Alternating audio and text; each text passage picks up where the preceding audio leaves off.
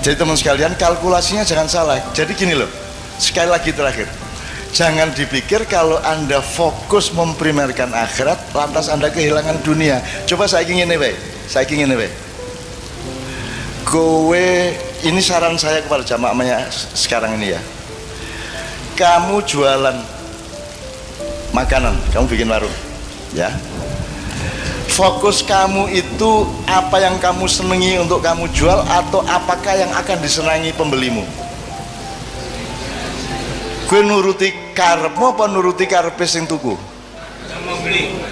Berarti kamu melayani mereka, bukan melayani seleramu sendiri, betul enggak? Betul ya? Dan selama kamu buka warung itu, kamu melayani mereka dengan baik, bersikap dengan baik, bersih warungnya, wangi, pokoknya sarwa mengenakkan mereka. Kamu tidak berpikir pembeli akan datang banyak atau tidak, yang penting kamu fokus melayani. Saya oleh Allah diberi fadilah berupa pinter dagang makanan, maka saya lakukan itu.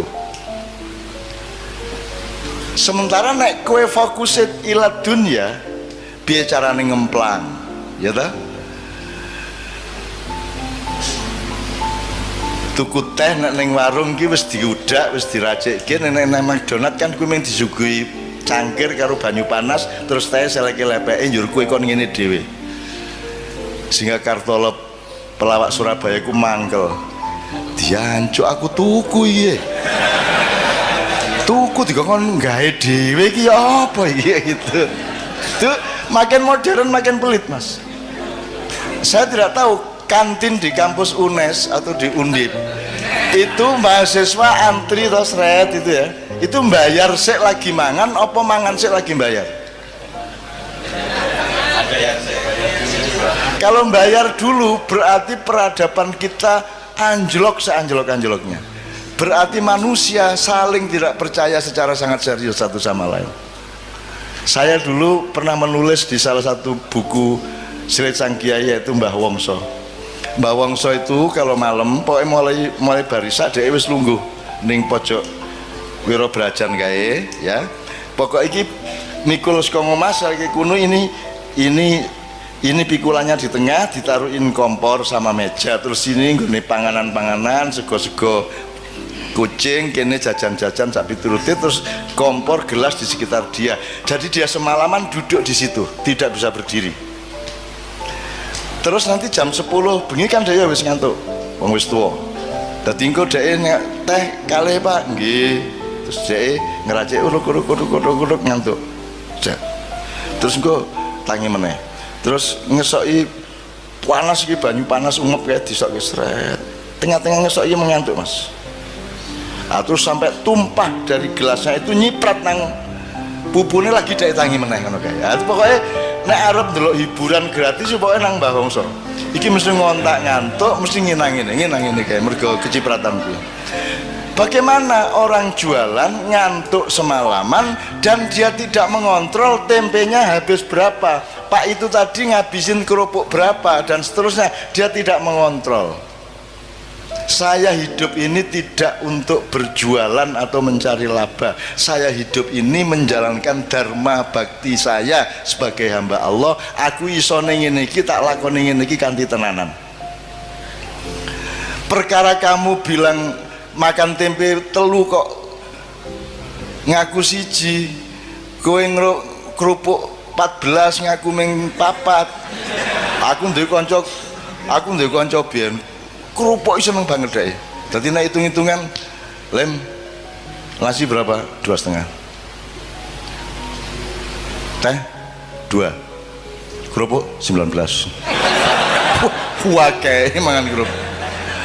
Dan itu saya zaman aku kaya sak umur gue ya, podo wae melarat aku dibanding gue saiki. Gue iso tuku pulsa biyen ra ono.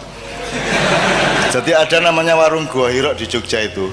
Kita sebut yang menyebut Gua Hirok itu saya mergo ning nggon cedak beteng kae ono sak kluwekan itu dodol tahu guling. Apa tahu guling? Ya tahu guling. Semacam tahu lontong kalau Jawa Timur.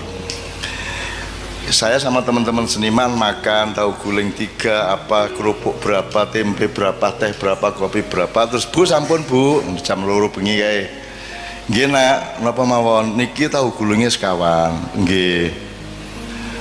Teh panase sekawan tambah kopi kalih. Nggih. Tempene wau pira-pira pitu. Nggih. Kerupuke 20 nggih gitu ya. Pokoke nggih. Pun pinten Bu? Napa wau?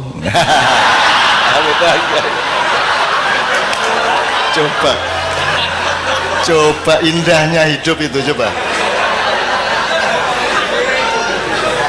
Wah, itu saya ingat sampai sekarang ya Allah indahnya coba. Leku diri ngitung gue ya. Pinten Bu, nopo wau? Aduh ngitung meneh. Coba itu belajar apa ya? Belajar bagaimana kesabaran itu menjadi nikmat bagimu. Bagaimana kearifan itu menjadi nikmat bagimu. Sekarang ini kan ada dikotomis. Kalau kesabaran berarti tidak enak, betul lah? Kalau melarat berarti sengsara. Itu salah kamu. Nanti dulu. Kamu dapat uang, kamu nikmati uang dengan atau secara akhirat, dan kamu tidak punya uang, kamu nikmati secara akhirat. Kalau uang dinikmati secara dunia gampang, tapi kalau tidak punya uang, satu-satunya jalan menikmatinya adalah secara akhirat. Betul enggak? Nah, jadi kalau kamu punya uang, kamu menikmati secara dunia bisa, secara akhirat bisa, double. Kalau kamu tidak punya uang, orang yang keduniaan tujuannya, dia tidak bisa menikmati tidak punya uang, karena dia tidak bertujuan akhirat. Tapi kalau kamu punya tujuan akhirat, kemelaratan pada momentum tertentu itu adalah kenikmatan akhirat. Tenang dek kui. Makanya sudahlah, pertimbanganmu itu akhirat terus, supaya dunia itu menjadi kamu kuasai. Nah, pesan saya gini, teman-teman sekalian, Anda tahu yang ini di ilmu ini kan Pak Saratri kan mengajar ilmu-ilmu sosial juga ya Ustadz ya. Kan ada istilah first world country, second world country, dan third world country. Ada di sejak tahun 70-an dunia dibagi tiga. Satu negara dunia satu, kelas 1. Nomor 2 negara dunia kedua, terus negara dunia ketiga. Yang satu itu Amerika, Eropa. Yang kedua itu dulu itu masih Jepang, Cina, dan seterusnya. Kita ini negara dunia ketiga paling asor, paling isor dewi. Kita ini dengan bangga, dosen-dosen di Undip dengan bangga, kita sebagai warga dari negara dunia ketiga, lo malah bangga ya. Saya ingin katakan sama Anda semua, 10 tahun ke atas, 10 tahun sejak sekarang dan kemudian, Amerika akan menjadi negara dunia kedua, Eropa akan menjadi negara dunia kedua, jadi dia akan turun kelas. Afrika, Amerika Latin akan tetap menjadi negara dunia ketiga. Tapi Pasifik, negara-negara Asia Pasifik dari Indonesia sampai Cina di utara, ada Thailand, ada Myanmar, ada Kamboja, ada Vietnam, ada semuanya, akan menjadi negara dunia pertama. Dia akan menjadi first world country. Pusat perekonomian dunia akan ada di wilayah Asia Pasifik. Indonesia akan menjadi bagian dari supremasi ekonomi dunia dalam waktu tidak lama lagi. Ning dudu wekmu.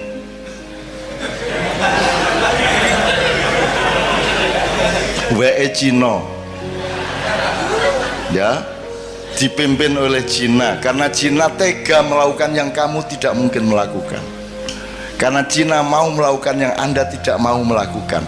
Karena Cina tidak punya selawatan, tahlilan, dan lain sebagainya. Kono pokoknya ndolek duit terus. Sementara kue kayak penggawean, tahlilan, gerbek, pengajian, gitu. Apalagi Pak? Selawatan, ma'iyahan, manakipan, segala oke banget penggawean, sehingga konsentrasi keuangan dan materialismenya turun, gitu ya. Nah, teman-teman sekalian, yang saya ingin omongkan di sini, dengan sudah ada bekal wabtagi ad-darul akhirah fima atakallah, itu ya kalimatnya, diingat-ingat. Carilah akhirat pada atau di dalam apapun yang Allah kasih. Apa wae kowe dikai Gusti Allah, apa wae dolekno akhirate, ngono ya misalnya ya. Oke. Nah, teman-teman sekalian, Anda mau apa sekarang? Tahun 2025 ke atas, what are you going to do? Kamu mau apa? Gue harus dadi cleaning service, gue harus dadi satpam, Kowe arep dadi tukang demo bayaran? Kowe arep dadi apa? Kowe arep dadi pengemis, nggawa proposal nang ndi? Kowe pura-pura dadi wong kritis padahal dikongkon satu pihak untuk demo pihak yang lain. Kowe arep dadi apa? Kowe arep dadi wong ngemis? Kowe wong Jawa ya rata-rata ya. Kowe milih ndi? Mati kaliren apa mangan tapi barang colongan? Tenan iki. Ngene, kowe tahu ngerti to ceritane ana macan digodha kancil. Muangkel banget to kancil kuwi. Muangkel macane. Akhire diuber mlebu alas kae semak-semak ilang. Akhire ana kebo. "Boh, ngerti ra ning ndi kancil mang?" Ngerti jare kebo ngono. "Ning ndi, Bu?" "Ya tak dudu ning ambung sik bokongku." Akhirnya macan nyium pantatnya. Terus kerbau menunjukkan ini kono mau ning nggon semak-semak kono kae. Wah, macannya lari. Ada bener, lari lagi, hilang lagi. Ketemu babi.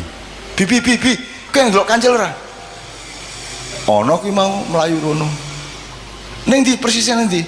Ambung sik silitku. Akhirnya si macan ngambung silit babi.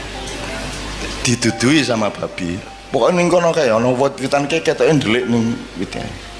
Parane karo macan ilang meneh. Akhirnya ketemu siri-siri. Kowe ngerti siri-siri? Ambung sik silitku nek pengen ngerti. Ora ngerti siri-siri ta? Ora ngerti siri-siri? Durung tau krungu? Ayo nek kepengin ngerti dilaten sik silitku.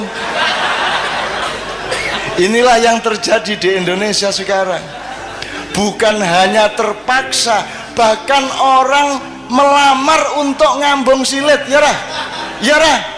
Saiki iki ning Indonesia sarjana wong pinter-pinter wong ampuh-ampuh royokan mbuh universitas iki iku royokan untuk ngelamar ndilat silit ben urip. Ya ra? Ben iso mangan, ben duwe mobil apik, ben duwe jabatan, ben iso melu ngerampok. Ya ra?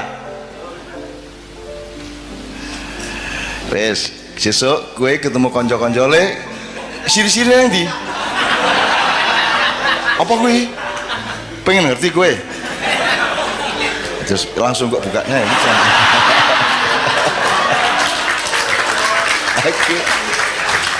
Aku duwe kayak banget ngono-ngono kuwi. Aku duwe kanca Pak Muzamil, orang Malang, Bang, dipecat. Dia kepala sekolah dipecat coba oleh kepala dinas gara-gara dia memainkan permainan saya. Jadi saya itu pernah tahun 76, Anda belum lahir. Saya itu menjadi juri lomba drama 5 kota sebanyak 53 grup, tiap malam nonton sampai jam 3 pagi, masing-masing 3 grup. Itu 3 minggu penuh saya tiap malam ngelembur nonton tuh. Lah kesel tuh Mas, susah aku lah yo iseng-iseng gak hiburan. Jadi kira-kira minggu kedua aku bilang panitia ini saya mau ngomong serius ini. Saya tadi kan capek, saya pulang ke Jombang dari Surabaya, saya nemu pistol. Ini kan bahaya ini. Tapi ini gimana baiknya? Pistol ini saya apakan? Loh, yuk pistolnya. Saya ini tolong dicari dulu, saya apakan ini? Apa saya serahkan polisi, tentara, atau tolong diantar saya nggak mau bawa pistol kemana-mana. Itu.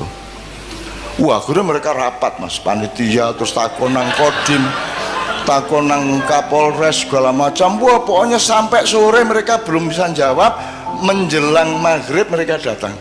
Cak, ini sudah kita cari jalan. Pokoknya nanti petugas-petugas itu akan rombongan ke sini untuk ngambil pistolnya. Dit ya, tenan ya. Kowe gelem tak kandhani pistole. Ya. Ini aja rame-rame ya. Aja sapa ngerti ya. Terus tasku tak jupuk ning jero tas ngene iki. Ngadep rono sik, ngadep rono sik. Terus tak jupuk ngene iki. Aku ngambal pistol cilik ning ngene iki. Nganggo pulpen iki lho. Iki wis tulen bajingan asu.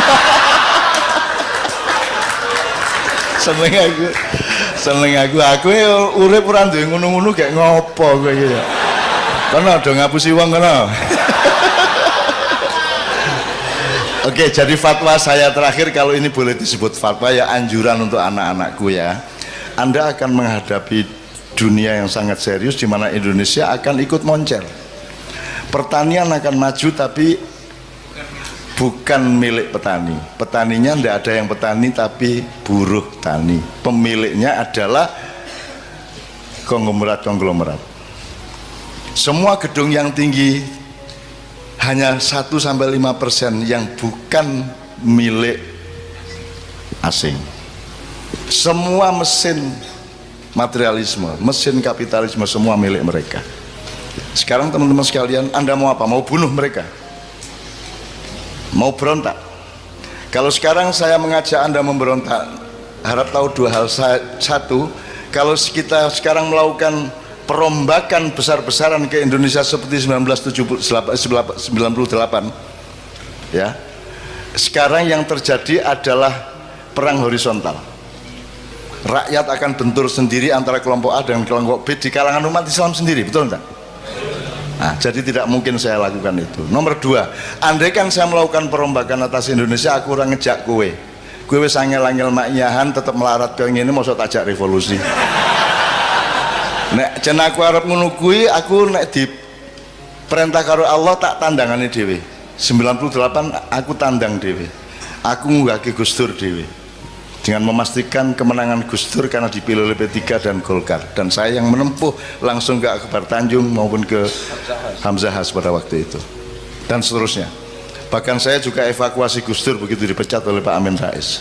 Pak Amin Rois. Gus Dur nyebutnya Rois. Dan seterusnya lah. Artinya saya tidak melihat bahwa saya perlu membawa Anda untuk perjuangan dunia. Ngapa Indonesia tidak diurus nganggo wong akeh kaya ngono? Ngapa cukup aku nang Jakarta tak suntik gulune, tak untir set wis tadi. Kalau Allah mengizinkan, syukur Allah memerintahkan. Tapi kalau tidak, saya tidak akan lakukan apapun. Yang saya lakukan adalah menyampaikan cahaya Allah kepada anak-anakku yang semakin hari semakin banyak, yang umurnya antara 20 tahun sampai paling banyak, paling tinggi 40 tahun, yang akan menjadi pemimpin mulai 2025 ke atas. Kue engko dadi pemimpin kabeh. Ning pesenku,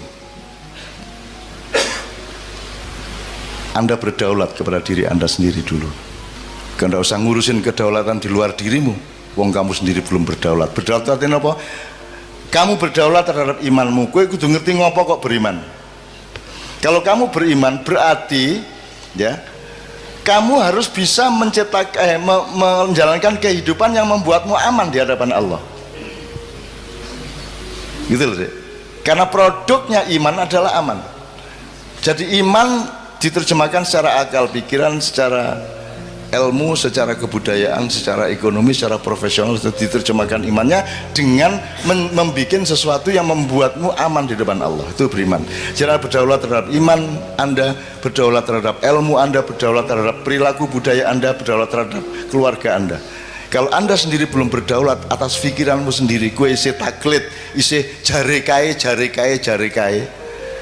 gue orang duwe kedaulatan nang awakmu dhewe, kamu belum bisa menjadi pemimpin bahkan terhadap dirimu sendiri. Maka sekarang anak-anakku sekalian, kamu cari dirimu itu siapa. Tuhan tuh nyuruh kamu jadi apa, caranya gimana, lah kamu senengnya apa, lah kamu bakatmu apa, gitu loh. Kalau Anda mengandalkan sekolah dan kurikulum, mereka tuh tidak peduli sama bakatmu. Kurikulum ke podo kabeh diperlakukan sebagai kambing, padahal ono kijang, ono sapi, ono ayo kambing ki wedhus. Padahal ada kambing, ada wedhus, ono kowe ya.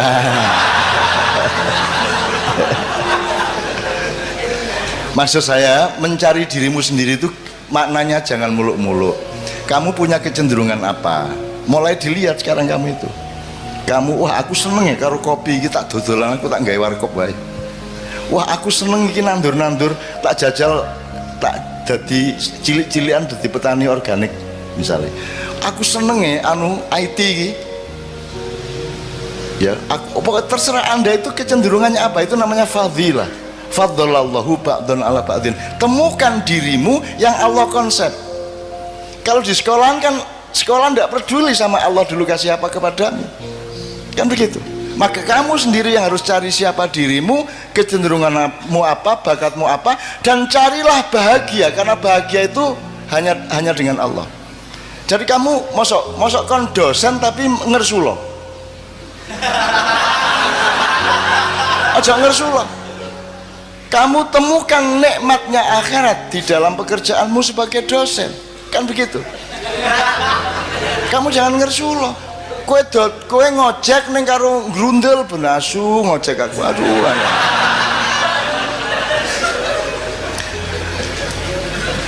Teman-teman sekalian, kemarin saya diceritai oleh Sabrang, di Jepang itu ada orang yang 40 tahun lebih itu dia kerjaannya melipat-lipat kertas origami itu loh, gawe manuk, gawe perahu, gawe apa loh. Jadi petang ngunang terus deh. Kan iki ngopo to iki? Bendino ngelipat kertas apa to gunane apa gitu ya. Anda tidak tahu itu thariqat, itu ketekunan. Lakukan saja apa yang Allah fima atakallah, yang Allah kasih kepadamu itu lakukan dengan istiqomah, sungguh-sungguh, tekun total sampai kamu jadi ahli yang kamu lakukan itu. Nek kue dodolan soto, kue ahli soto. Nanti ketika Indonesia menjadi negara dunia ke-1, kamu adalah pakar, kamu direktur atas hidupmu sendiri. Kamu dibutuhkan oleh konglomerat, bahkan kamu akan jadi konglomerat.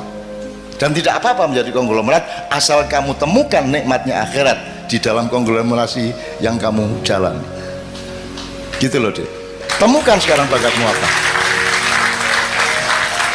Saya ini tidak masuk rak buku di Gramedia.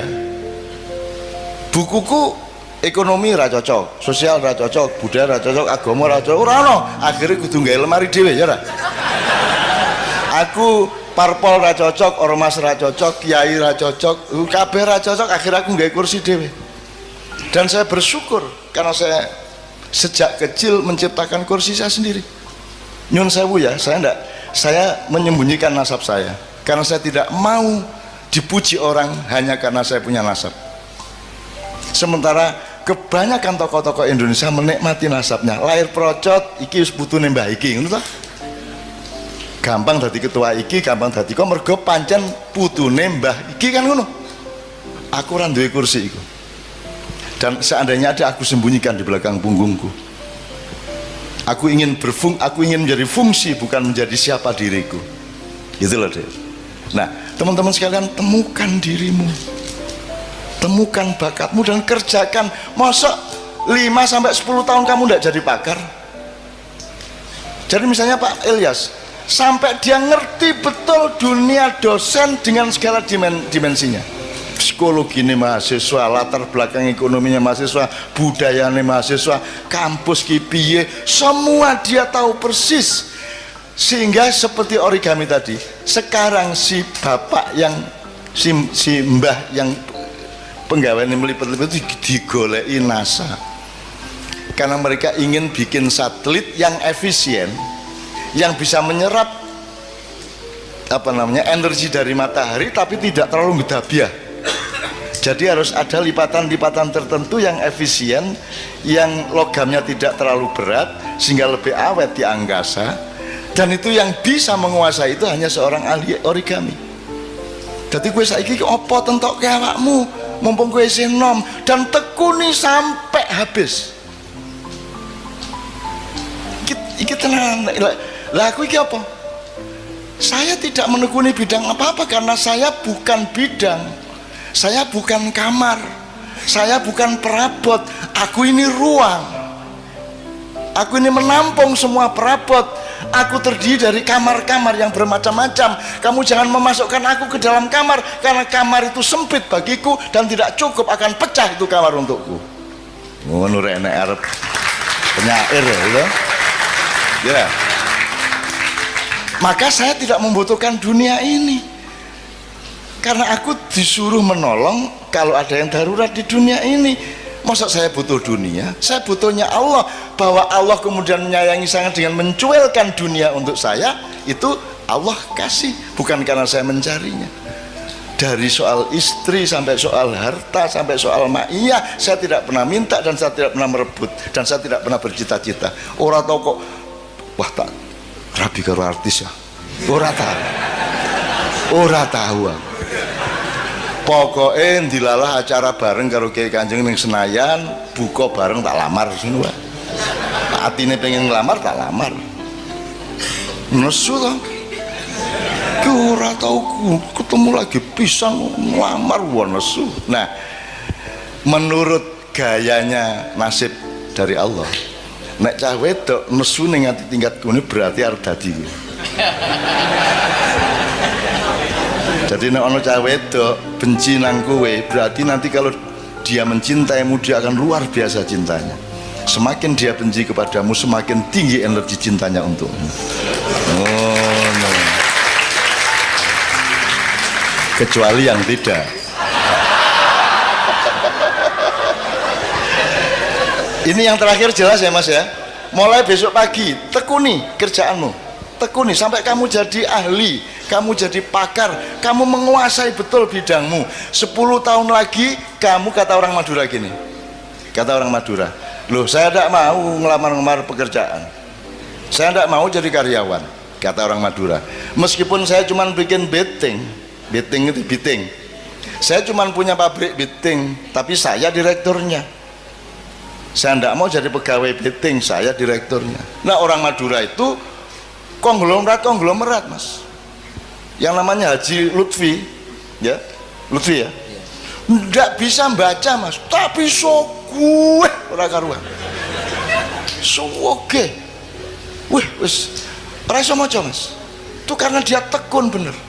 Saya ketemu di suatu seminar seks, dia datang. Seminar seks biasanya kan bagaimana meningkatkan daya seks, menurunkan aduh ini terbalik ini temanya ini. Terbalik gimana Pak Haji? Saya kesini ini untuk supaya saya itu jangan terlalu tinggi saya ini seksnya. Kasihan istri saya itu. Masa saya harus cari yang umur 18 tahun terus? Kan kalau sudah umur 30 tidak kuat dia sama saya. Jadi gimana cara menurunkan seks saya ini kan? Itu deh coba Madura gue. Seneng aku orang Madura gitu. Jadi teman sekalian ya, jadi ahli ya, jadi ahli. Aku kira tahu tanggung-tanggung loh, ngelakoni apa wae tenanan. Tenanan itu tidak hanya sekarang, tenanan itu diuji oleh waktu selamanya. Kita tidak tahu masa depan sama sekali, kita tidak tahu akan meninggal umur berapa, kita tidak tahu Israel akan datang ketika kita berusia berapa. Pokoknya kita lakukan terus. Nek carane wong main remi di Jawa Timur, pokok iki kartu iki nek tak tokno badi arek iki. Gepeng kaya ilir gak tak tokno kartu iki.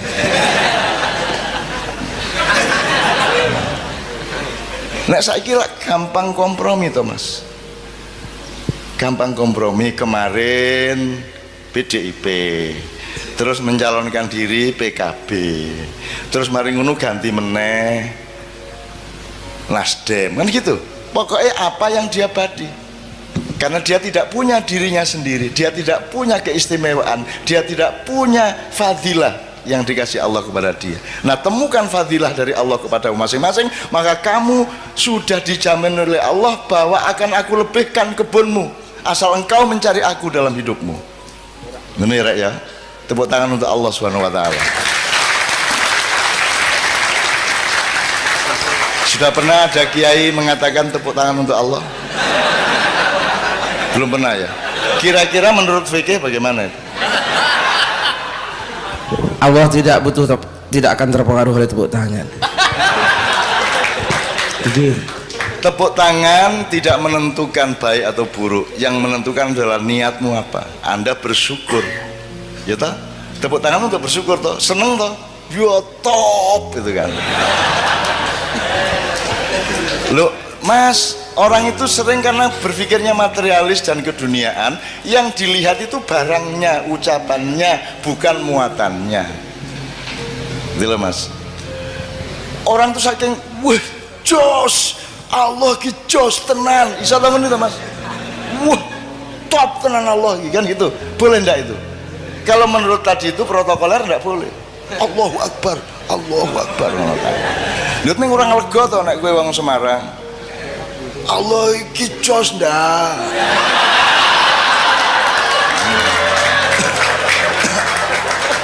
Teman kita Mas Hamim Ahmad dari Gresik, adiknya disunat.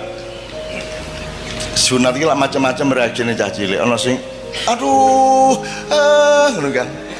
Iki adiknya Hamim. Hamime ya kurang ajar kaya ngono kae. Disunatnya alah Gusti Allah matane.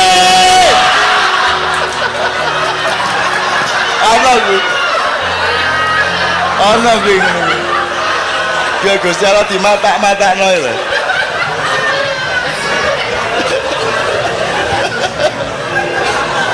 Menurut Anda Allah marah ndak?